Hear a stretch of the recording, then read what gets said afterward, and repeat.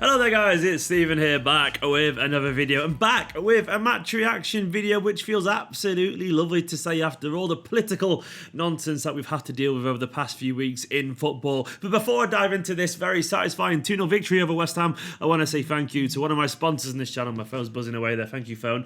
OneFootball for continuing to support this channel, an absolutely wonderful app with all the Manchester City news and all the stats and all the goodness that you need to know. So go download it in the link in the description below for absolutely free. It's a fantastic app from a fantastic company and a fantastic chance to support my channel and Manchester City. So go download it right now. It's brilliant. But let's get into this game. I needed that. I needed to watch some football. You know, I genuinely forgot how nice it was just to watch football and not talk about like finance and human rights and oil and other vaguely stuff that's probably like an undertone of racism and all that kind of stuff. It's just nice to talk about actual football for once. And City won as well. We won and we scored a goal. And we weren't too wasteful. We were a bit wasteful, but we weren't overly wasteful. So we beat West Ham 2-0. Obviously, Kevin De Bruyne totally and utterly stole the show. Before the game, obviously, this was huge because it was our first game in a while. A rearranged game, of course, even though the weather wasn't much better tonight.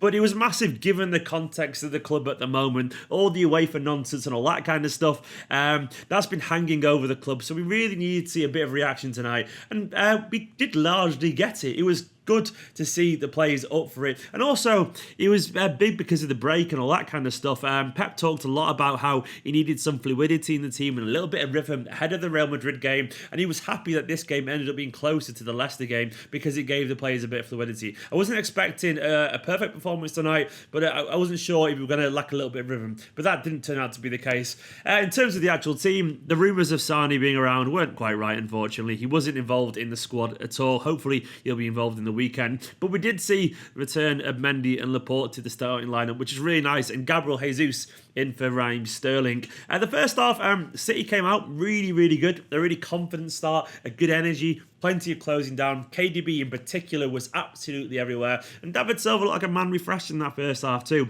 We were moving the ball like dead crisply.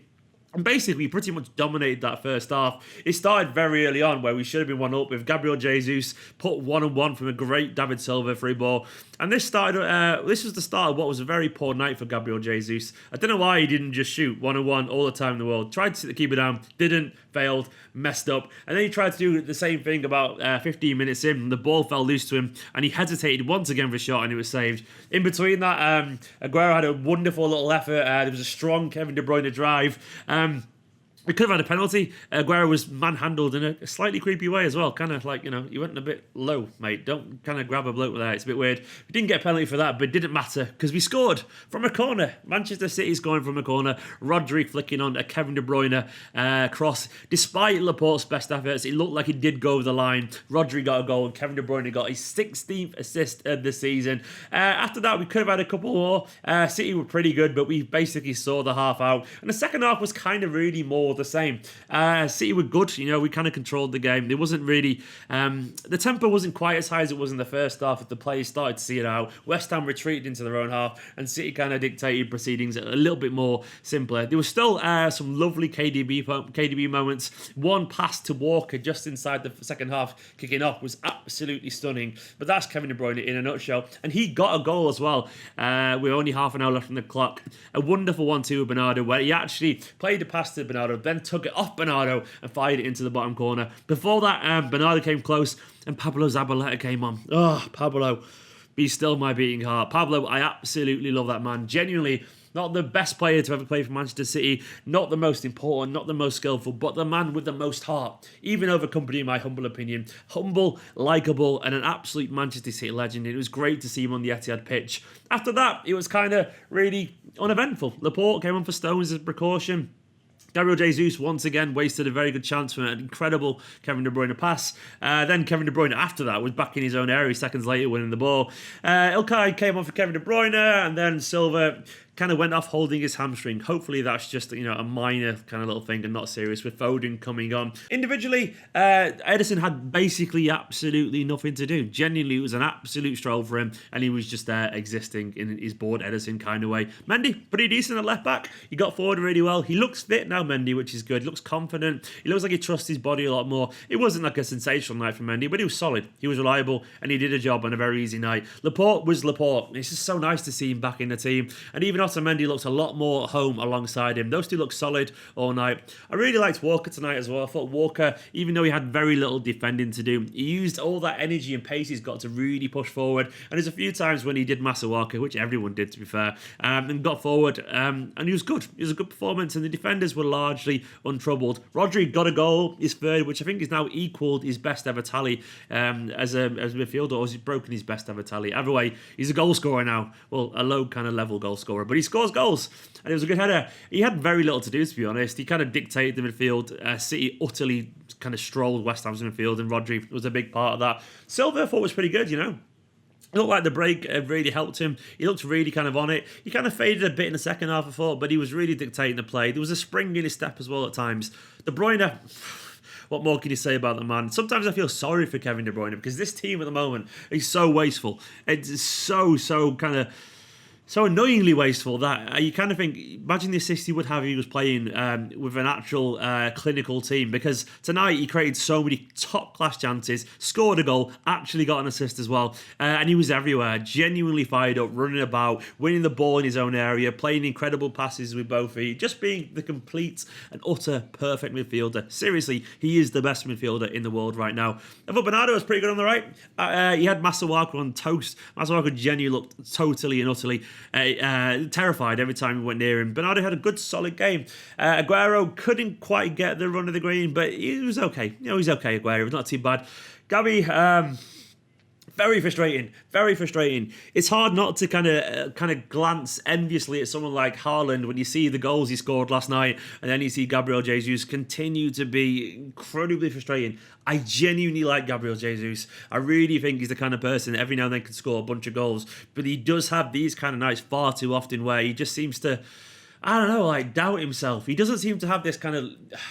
He doesn't seem to be this cold-blooded striker, put it that way. He doesn't seem to be totally and utterly devastating. And when you see someone like Haaland, you think, actually, as good as Gabriel Jesus is he actually as good as he could be? Is he the best option to replace Aguero? And you start to think, I wish we had someone like him. And if you're thinking, I wish we had someone like him, then maybe we should be going for someone like that. You start to think, are we accepting something that isn't quite good enough? I know that sounds harsh, and I do really like him, and he is only young, and he is a confidence player.